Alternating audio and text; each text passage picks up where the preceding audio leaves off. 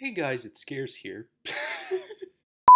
Hello, everyone, and welcome back to another edition of CBS Primetime Show, um, the CBS Primetime Show, SeetherTalks, hosted by the lovely SeetherCord. That is not in any way a professional spokesperson anyway, so ignore that.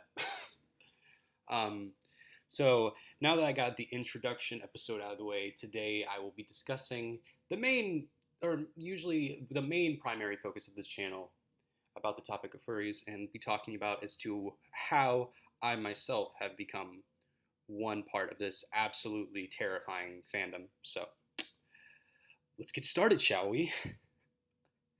Um, First thing to clear out of the way is exactly a little bit of a rendition of what the fandom represents to anyone that's not a furry that's watching this right now, which I doubt is very, very low amount of people that are like that. But anyway, furries are basically, it's such a broadened term as to what it actually is that there's so many different definitions by many different people as to what furry is. It's just, in my personal opinion, it's just simply being a fan of anthropomorphic animals, basically. There's been signs of it through, hieroglyphics or, even from the Christian Bible, all that. So that's a prime example of it. Which, if you didn't know the definition of if you did not know the definition of anthropomorphism, it is basically giving a non-human character human-like characteristics. That's simply what it is. So yeah, fans of like animals that relate to humans, pretty much. So that's what a furry is, in my personal opinion. It's up for debate, but anyway, that's basically a rundown as to what it actually is. It was first, from what I know, it was first becoming relevant as of the early 1980s when it first appeared at like sci-fi conventions or so through like comics that were made and such, and it grew from there. And other influences could be from like old Walt Disney films that contain these anthropomorphized animals. So that can be an easy example as to how it started.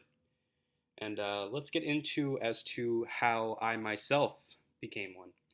First, I'm going to explain my first discovery of the furry fandom. I think back when I was first into watching YouTube videos and getting on the internet by myself back in like the year 2008 when I was like about 10 years old, which was 8 years ago, oh my God. I remember at times I would come across videos or like things on the old website DeviantArt, which I used to love to browse when I was younger, that I would see furries, and then that would be my very first, time ever being exposed to as to what a furry is. So I saw that when I think that was back around the time that furries was really obscure. It really wasn't having that much attention brought to it. No real love, no real hate, either way. But me personally, I didn't have a problem with it, especially exactly like how I was more aware of what the brony community was back then. I still didn't have a problem with them, so why should I be having a problem with furries? So I was just like, yeah, let them do their thing. Fast forward to about, I think, 2014 or so, which I started to become more aware of what furries were through like social media outlets or, other YouTubers that I would like watch that would discuss them or so. And I really like would, just be aware of what they were. And I was just like, become a little interested. I'm like, hey, this is kind of an interesting thing. And still, I just like, at the time I was just like, I'm not really into that, but, I just find it interesting. So fast forward into, I think, 2015, I became more into the fandom, and I actually decided to join the fandom and, get into, the community. I didn't really know anyone in the community back then. I was just basically keeping it to myself and getting enjoyment out of it by myself. That was back when I didn't even have a persona. I just knew that I liked the animal, the wolf, a lot. I liked how the physical appeal of it was. I liked how anthropomorphized versions of it looked. That's basically how I just became a furry, because I just like thought it was interesting, just talking about it. So nothing really grew from there about until late 2015. Up until then, I kind of like grew out of it in a bit. I didn't really like have much more interest on it because I was focusing on other things in my life. And then late into there, I think it was actually a week before the end of 2015. I was interested in wanting to, find like other people that had that interest. So I was searching online for like, maybe like community groups of it or so. And then eventually, I came across, I think it was on December 29th, 2015, or December 30th, I saw a guy on Reddit post about this furry Skype group that was, I'm not going to name the name of it because it's kind of like a private community in a way, that was, interested in having a bunch of furries talk to each other on Skype and stuff like that and have group chats and group calls. And I was just like, hey, maybe I'll be interested in that. So I private messaged the person and I asked them, hey, can you add me to that? And they were like, and then they messaged back on New Year's Eve and they were like, yeah, I'll add you. It's just I'm kind of drunk right now, so you'll probably have to wait till tomorrow or something. I was like, okay.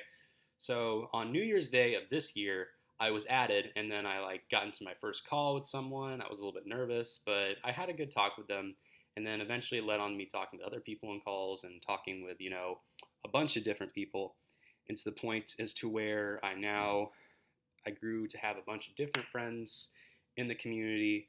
I grew to get more aware of it. I started a Fur Affinity account.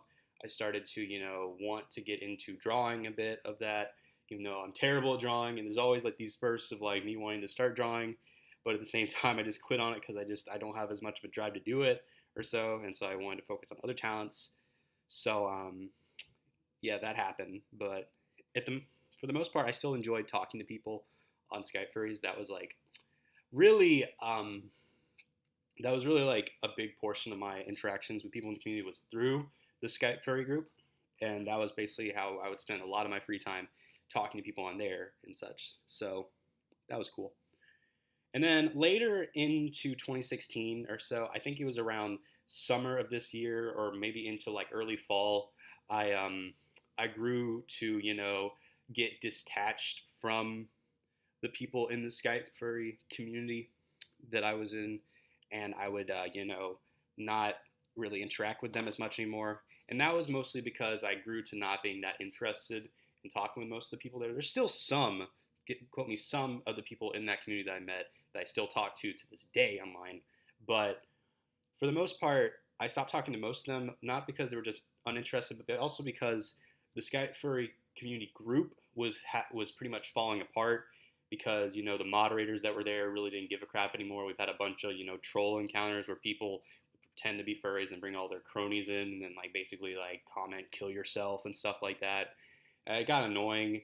And then also because the Skype call group that they had for it was broken, they never fixed it and such. And then there was constantly like people making their own little groups to add there. So if it be it through drama or be it through just like wanting to have a group to call in, and it just got way too complicated and way too annoying, and I just grew to just be dispatched from it. So that brought me to where I am now, where I'm just basically talking with a few of the people I do know that I've met through online with my own work online and social media with the furry community, and also personal people, the few of them that I met in that group that I still talk to this day, which is, remember, is very few people. And now, as I get to today, I now have gotten, I've grown very far into being into the community. I have gotten a lot of things that I never would expect I would get in the community. I got a PayPal account started so that way I could buy art. I also bought a fursuit, which I got about 2 months ago, which I bought back in May. Yeah, May. And then I got it back in September. So that was pretty cool. It took a long time, but I got it, thankfully, all in one piece. So that's good. I also was able to meet quite a few popular people in the fandom, quite a few popular ones, which some of them I don't really talk to anymore, but it was nice to interact with them. I met them through either be it Skype, Telegram, or FA. I've talked to Hanzo Urakobi, if you know that one. Shout out to him. I also talked to I also talked to the famous Cord Kitty, who is at Packanthro. He's one of the most well-known fursuit dancers out there, which is pretty cool. Oh, and speaking of fursuit dancing, yes, if you haven't told by my channel already, I've uploaded quite a few fursuit dance videos. I enjoyed making them. I've also started to practice into dancing with my suit. I will admit, I feel more confident dancing in suit than I do out of suit. I just really don't like seeing myself dance without the suit on, and it's a lot easier to dance in suit personally because it's a lot easier to do certain moves or so because it's more exaggerated. And I'm rambling on, but yeah, it's cool to meet those certain people. I have yet to attend a convention. I have gone out twice in suit to like events or so that are non-furry related, which was one of the most enjoyable moments of my life when I did do that, and that was really fun. It's helped me, overall, the furry community has helped me, grow to be a more open slash social person. It did help me grow to, want to achieve certain things in my life to get to certain things in the community. Where it helped me grow to get a license. It helped me grow to save up to get a car. It helped me, get a job. And I still have my job to this day. And it's really, this community has helped me a lot with certain things. It helps me feel like, I have a group of friends that I can relate to that care for me. And that really does mean the absolute world to me because I never really felt like I had that beforehand. So I really do thank the community for doing that for me. So, yeah. Overall, it's a really good community I'm a part of. A lot of people have their fair share of criticisms toward the community, but the criticisms that I do have toward the community that a lot of people do agree with me on, I feel like they're very minuscule problems that could be worked out, but they're not an overall representation of what the community is like. And I feel like it's overall a great community to be a part of, very loving, very caring, very open-minded. It's very fun, and I enjoy interacting every day in the community. So it's great. And that pretty much wraps up this discussion. So that concludes this video. By the way, tell me in the comments as to what you would like me to discuss next if you'd be interested. And also stay tuned for more videos like that. I've got some other plans for stuff I want to make, but it's just things have gotten so busy for me as of lately. It's been hard to keep time to make sure I stay on pace with making all that stuff. And that about wraps it up. I hope you all have an amazing day, and I will see you guys later. So, goodbye.